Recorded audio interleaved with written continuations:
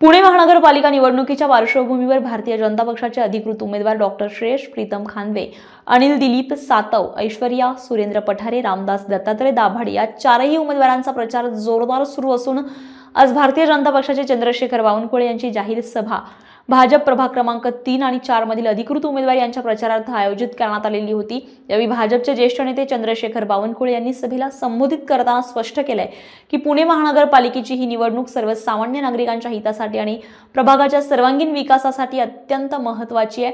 केंद्र आणि राज्य सरकारच्या विविध लोककल्याणकारी योजना तळागाळातील जनतेपर्यंत प्रभावीपणे पोहोचविण्याचा ठाम निर्धार त्यांनी व्यक्त केलाय।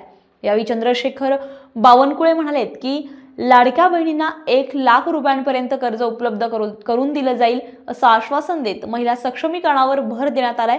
तसेच खराडी, लोहगाव, वाघोली परिसरातील रस्त्यांचे प्रश्न प्राधान्याने सोडवून हा भाग ट्रॅफिक मुक्त करण्यात येईल असंही त्यांनी सांगितलंय।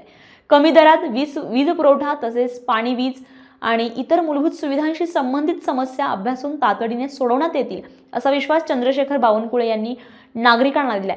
प्रभागाचा सर्वांगीण विकासासाठी भारतीय जनता पक्षाच्या चारही उमेदवारांना विजयी करण्याचा संकल्प सभेमार्फत हजारो महिला नागरिकांना आवाहन करण्यात आलाय।